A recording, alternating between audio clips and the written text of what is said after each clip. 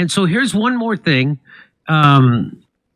I love Valhalla VFT. He's done great reporting on the topic. Yes. So he's an ex-Green Beret, and he's shot a lot of people, I guess. And and he also did a stream with a medic who's taking care of a lot of people with gunshots.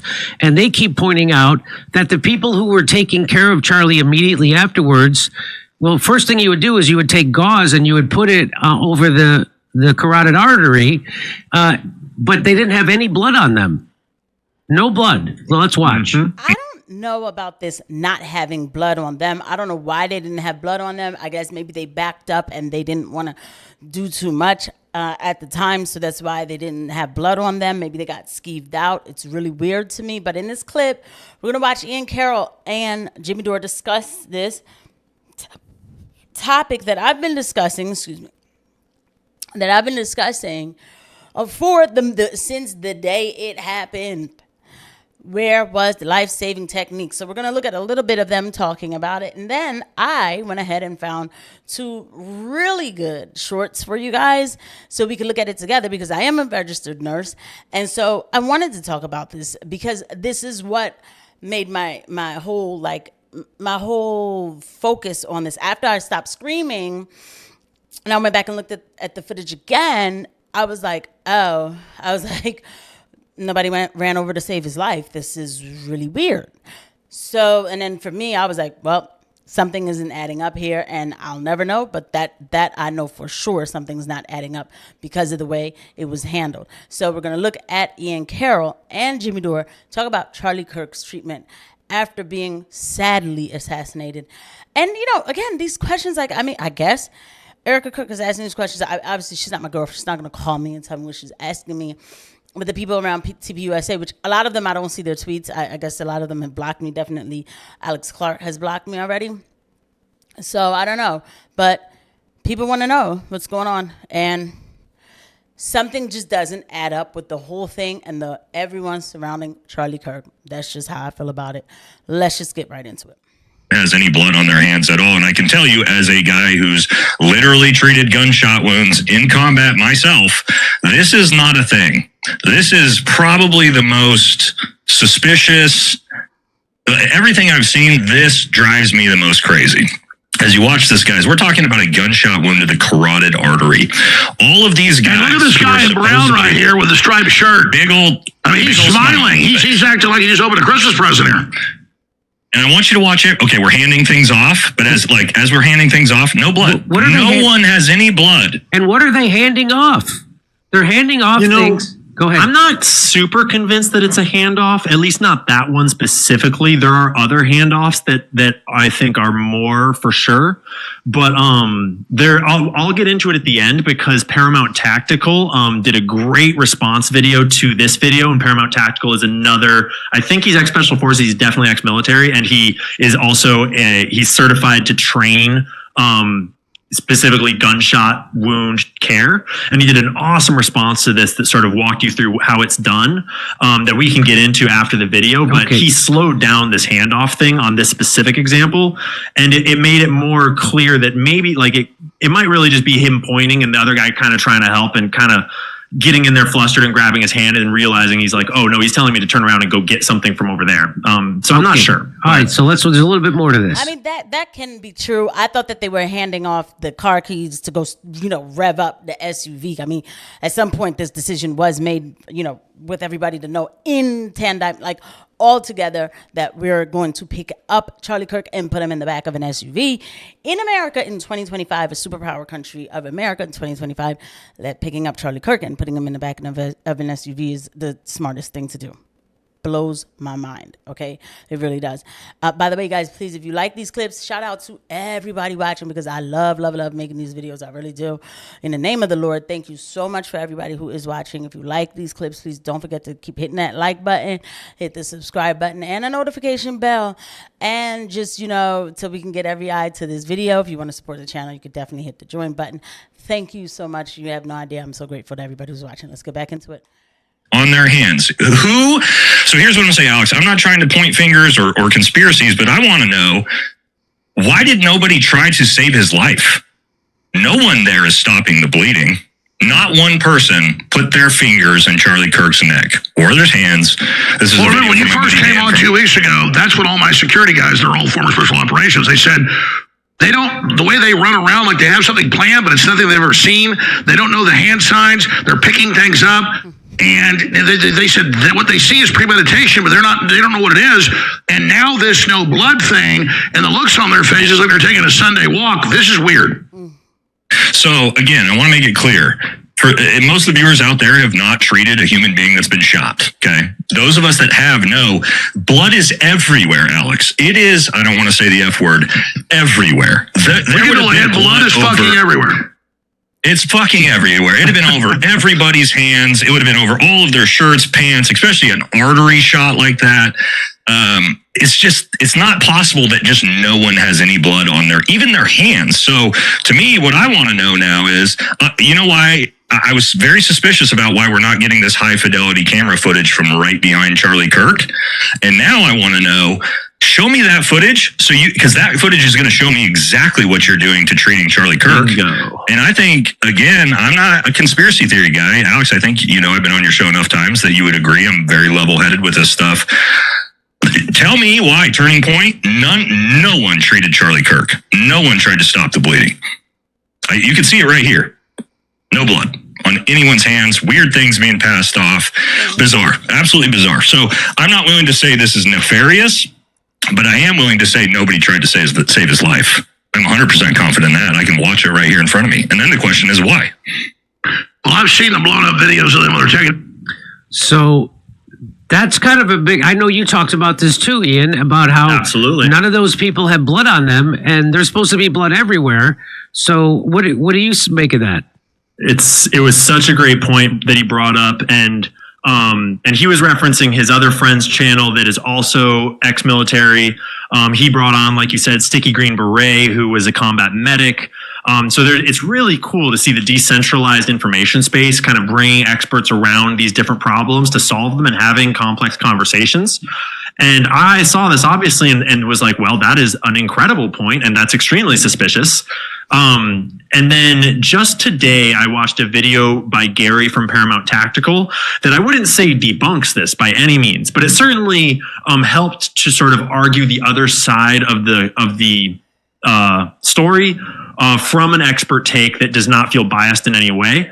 And Gary did not make the claim that like for sure debunk. He just was saying that like basically he, with a dummy that he uses for training bloodshot or gunshot wounds, he showed on a dummy with a blood packet that has a tube that squirts how he would treat the wound, how he would pack it, how much blood he got on his hands when he was doing it. And just basically to show that you wouldn't necessarily expect blood on everybody's hands, but at least on the guy who is treating the wound. So yeah, that's why we don't need to get into the semantics of it. And I hate to sound like that. It's not that I'm, trying to make this anything that it's not or anything like that. But you just have to understand it's like, at least one of the hands should have some sort of blood. And that's just a fact, right? Furthermore, listen. For liability purposes, we're not going to say that it's nefarious, right? But I'm going to tell you, as a registered nurse, to not take the proper actions to save a life it's not about nefarious. It is forbidden. It is like it's almost what I would call what is the word like? I don't want to say unauthorized. It's just an absolute no. It's just. This does not happen. If I have and when I say this, I'm talking about obviously a patient who's not DNR. DNR means do not resuscitate, right? So when you work at it, like I've worked at many different places, nursing homes, trauma care, in the hospital, med surg, and stuff like that. I haven't done the ER, but things happen wherever, right? And so in a nursing home, you would think somebody who's 100, and there's a point where I'm telling you this, and we're going to go to the clips that I've found for you guys with the shorts or whatever. But in a nursing home, you would think somebody's 100 years old, they should just automatically be a DNR, but a lot of people aren't. So they are full code, meaning that we have to do everything it takes to save their life if we find them unresponsive. If, let's say, for some reason, you walk in that full code patient room and, they are so gone that you can look at them and tell. Like, even if they were so gone they turned blue, if they're full code, you better be initiating CPR as you're calling 911. You better not let the paramedic come in and find you just standing around like, well, I mean, you know, but I know they're full code, but they're gone. You better not let that be the case, because that is definitely like that. That's more than you will be fired. It is. I believe it's a crime straight up. So it's an offense. It is an offense, right? So I'm talking about people who are 100 years old would be considered a full code. I have done CPR on a 99-year-old. Let me tell you something. I said the next time we have a code like that, I'll just get the paperwork, because you can feel it under your hands. It's just too much. But let me share these shorts. If you were to get struck by a bullet and ended up in the ambulance, here's what to expect with your care. So one of the first things we're going to do is a rapid assessment, and we're looking for life threats. We're looking for life threats, whether it's your airway, whether it's your breathing, like your lungs, or circulation, like you're having a major bleed. But specifically with gunshot wounds, the first thing we need to do is actually expose you and make sure that we see all the entry and all the exit wounds. We can't miss any wounds, because we can't miss any major bleeding. So the first thing we gotta do is, of course, get vital signs, assess. We have to find any entry and exit wounds and where you were hit. That's number one. So we're driving in the hospital, lights sirens. We're getting you to the trauma center as fast as possible. While we're in the back of that moving ambulance, we're going to be getting your vital signs, hooking you up to an EKG, starting at least 1, 2, maybe more IVs, okay? What we're going to be doing is most likely giving you some oxygen, okay, depending on your vital signs. Also, maybe some IV fluids, okay? Again, depending on your vital signs, depending on what's going on, while we're transporting you to the hospital. If you were... And that is important to know, because remember, they took Charlie Kirk and they put him in the back of an SUV. This is why this freaks me out to no end. Like, I don't think this is like, for me, if I was like, you know, some sort of nurse manager or something of this case or whatever, of like the facility or something, or the event planner, and I'm like, you know, to make sure of the whatever, okay, I would be up to my ears just in anger and confusion, and not understanding, first of all, why was there not an ambulance at the place, at the university, period, for anybody. They said that, you know, Erika Kirk was telling Charlie that he needed to wear a bulletproof vest and all of that the night before. So hold up. All right, Charlie said no, he's not going to wear it. So you think something bad was going to happen, but you didn't have at least something there for maybe, if God forbid, something happened to somebody else. Anybody else could have got hurt, right? And then what? A big event like that, you didn't have a paramedic on site. They had them at haunted houses. I don't understand why I didn't have it here. And then you see it's a hospital on wheels. What he said too about starting IVs. If they're going to try to be able to get an IV in you, it is to keep the saline running through your blood, through your veins, so your veins don't collapse, because now you're bleeding out. That is important. You know what I'm saying? And if you're in an ambulance, these kind of things, you get this kind of help. You don't get it in the back of an SUV. I just don't understand. Because when you're thinking about saving life, you're not going to say, let me toss this. And I heard that the hospital they took him to was not the closest one.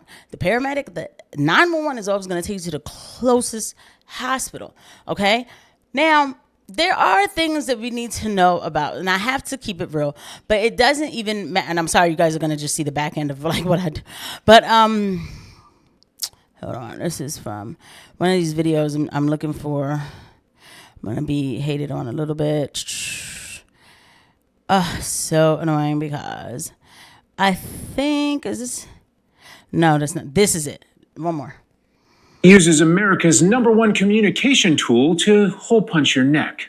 As it turns out, it's all bad because the body does not like having extra holes in it. And it reacts particularly bad whenever that hole is produced by an object moving at supersonic speeds through an area where cable management is a top priority. First off, is this a hard shot to make? Well, generally you're not targeting... I'm not going to go into the hard shot, and I don't want to stay too long on everything, but it's just a couple of things I did want you guys to see. Heads into the skull to the brain. Now here you can see everything from the front and also appreciate that they are bilateral. These are those structures we were talking about: carotid, internal jugular, external jugular, and right here is the vertebral artery. So on the left side, you have half of the blood flow to the brain at any given time. This all means that severing these with anything is a big no-no in the user's manual of the human body. Now I want you to forget about all of that, because that would only matter if this had been an arrow or a knife. In this instance, we're dealing with a high-speed projectile, and that means we need to talk about something called a temporary wound cavity. The human body is mostly... So what will happen is that he's saying that, because I'm going to summarize it, that the tissue around the site would expand, and then it would kind of crush into the, I'm trying not to make it too graphic, but into the spinal cord, and I just want you to see this. And you can see evidence of this very clearly, and that led to a complete obliteration, or at least very severe damage to the connection between the spinal cord and the brain. And So when the expansion happens, it's like, you know what I mean? It ends up, you know, like shifting things, squeezing things, the spinal cord to the brain. It's just a very, very serious site right here. This is detrimental. This is just, I can't, you know, I don't have the words to explain the importance of this area right here. You can see evidence of this very clearly in the video, because he enters into something called decorticate posturing, where your arms involuntarily come up towards your chest. Many people mistook this for him trying to grab the wound, but you can see shortly after that he just goes completely limp. Involuntarily. So this is the corticate, and when I saw it, so this is what happened. Oh, that's a shame. It looks like they made him look like Charlie, because this video that this gentleman made, he made it after the event took place, and shout out to him. And when I saw it, as much as I prayed, I did pray, but I knew, because he did go into like a gripping, like maneuver type of a posturing, and the minute I saw it, I was like, oh, I said, you know, the back of my mind, I was like, oh God, that's the corticate. I was like, the brain just kind of shut down. It's kind of like, you just know, like, it's almost like a brain shutdown. You can be in this position and still be alive, but it's just really showing that you're severely brain damaged, because there are people who are in a coma-like state, who are either in a decerebrate. This is another one that's called decerebrate, where your arms kind of extend out, or a decorticate, and they're contracting. So, and there are people who just, you know, I mean, but they're just like a body, and, you know, it's just the kind of things you don't think about for young people. But